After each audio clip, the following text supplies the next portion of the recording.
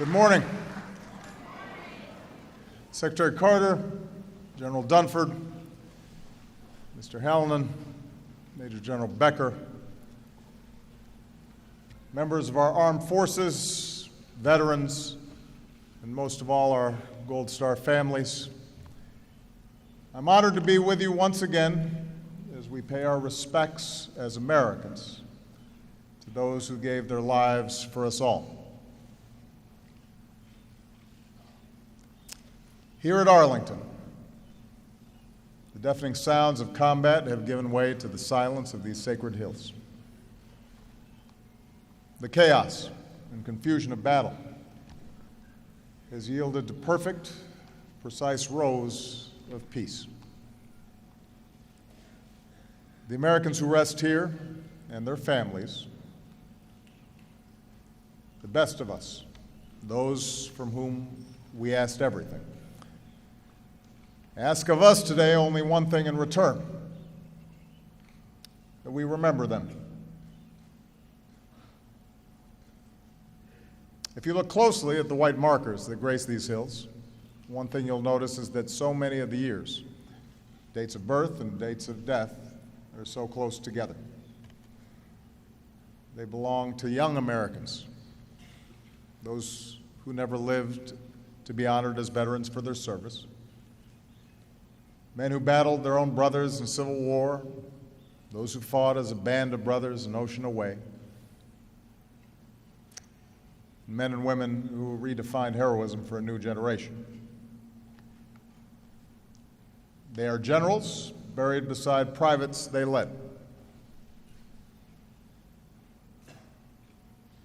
Americans known as Dad or Mom,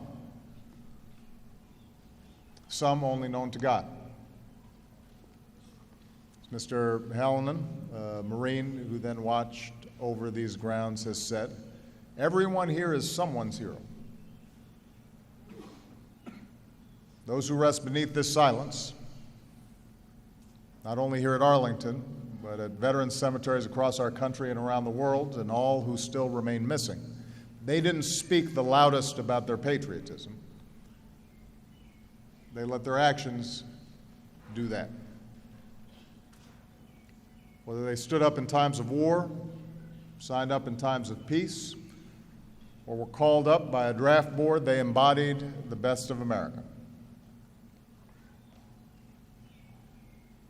As Commander-in-Chief, I have no greater responsibility than leading our men and women in uniform. I have no more solemn obligation than sending them into harm's way. I think about this every time I approve an operation as president. Every time, as a husband and father, that I sign a condolence letter. Every time Michelle and I sit at the bedside of a wounded warrior, or grieve and hug members of a Gold Star family. Less than 1% of our nation wears the uniform. And so few Americans see this patriotism with their own eyes or know someone who exemplifies it. But every day there are American families who pray for the sound of a familiar voice when the phone rings, or the sound of a loved one's letter or email arriving. More than 1 million times in our history, it didn't come. And instead, a car pulled up to the house, and there was a knock on the front door, and the sound of taps floated through a cemetery's trees. For us, the living, those of us who still have a voice, it is our responsibility, our obligation, to fill that silence with our love and our support and our gratitude, and not just with words, but with our actions. For truly remembering and truly honoring these fallen Americans means being there for their parents and their spouses and their children, like the boys and girls here today wearing red shirts and bearing photos of the fallen. Your moms and dads would be so proud of you, and we are too. Truly remembering means that after our fallen heroes gave everything to get their battle buddies home, We have to make sure our veterans get everything that they have earned, from good health care to a good job, and we have to do better. Our work is never done. We have to be there not only when we need them, but when they need us. 30 days before he would be laid to rest, a short walk from here, President Kennedy told us that a nation reveals itself not only by the people it produces, but by those it remembers. Not everyone will serve. Not everyone will visit this national sanctuary, but we remember our best in every corner of our country from which they came. We remember them by teaching our children at schools with fallen heroes' names, like Dory Miller Elementary in San Antonio, or being good neighbors in communities named after great generals like McPherson, Kansas, or when we walk down First Sergeant Bobby Mendez Way in Brooklyn, or drive across the Hoover Dam on a bridge that bears Pat Tillman's name. We reveal ourselves in our words and deeds, but also by the simple act of listening. My fellow Americans, today and every day, listen to the stories these Gold Star families and veterans have to tell. Ask about who he or she was, why they volunteered.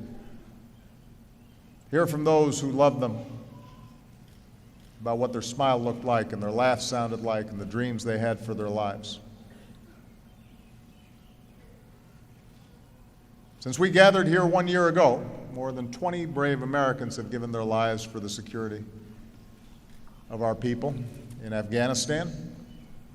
We pray for them all and for their families. In Iraq, in our fight against ISIL, 3 Americans have given their lives in combat on our behalf. And today I ask you to remember their stories as well.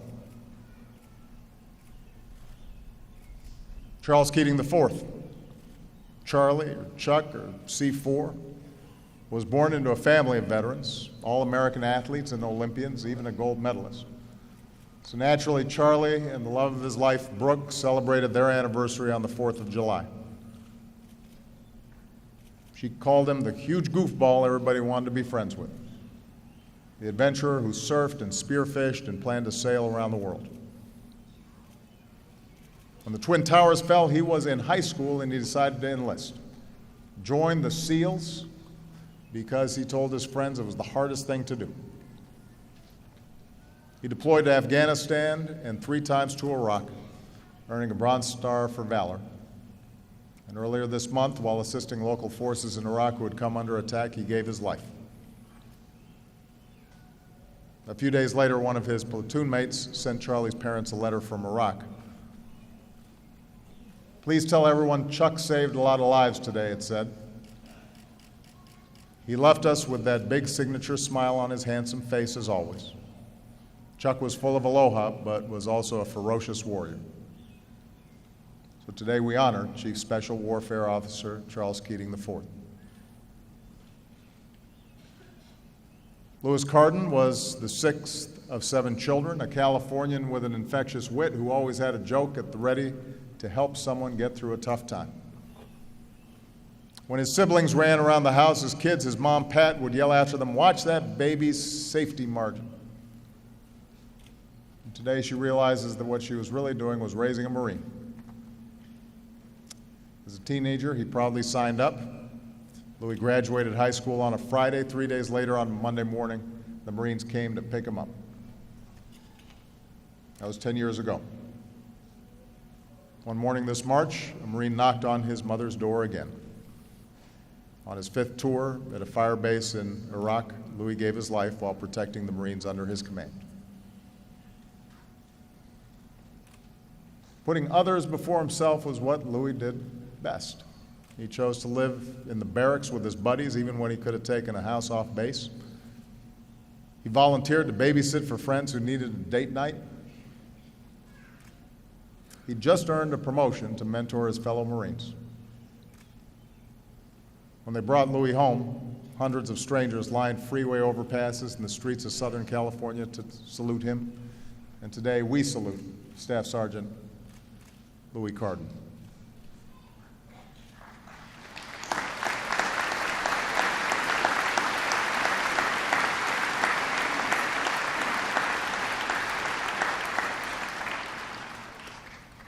Joshua Wheeler's sister says he was exactly what was right about this world.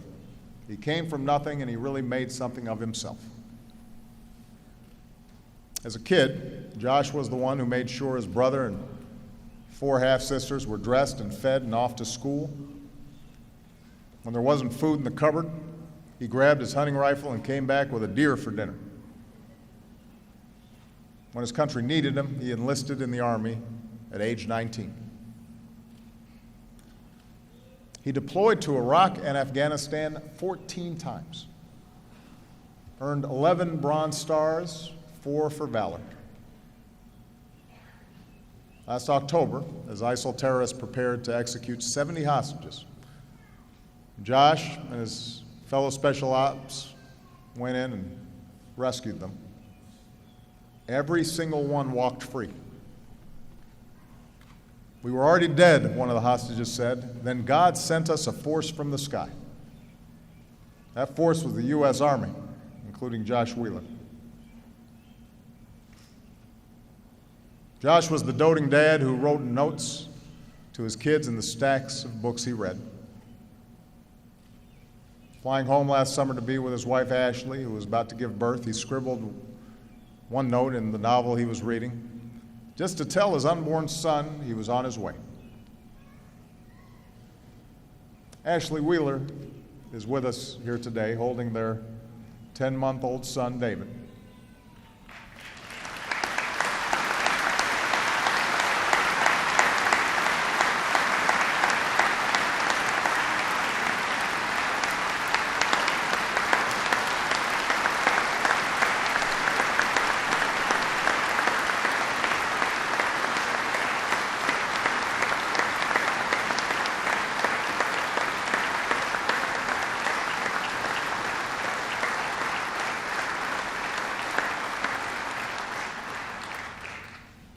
Ashley says Josh's memory makes her think about how can she be a better citizen. And she hopes it's what other people think about too. Today, this husband and father rests here in Arlington in Section 60. And as Americans, we resolve to be better people, better citizens, because of Master Sergeant Joshua Wheeler. You know, a nation reveals itself not only by the people it produces, but by those it remembers. We do so not just by hoisting a flag, but by lifting up our neighbors, not just by pausing in silence, but by practicing in our own lives the ideals of opportunity and liberty and equality that they fought for. We can serve others and contribute to the causes they believed in. And above all, keep their stories alive so that one day when he grows up and thinks of his dad, an American like David Wheeler, can tell them as well the stories of the lives that others gave for all of us. We are so proud of them. We are so grateful for their sacrifice. We are so thankful to those families of the fallen. May God bless our fallen and their families. May He bless all of you, and may He forever bless these United States of America.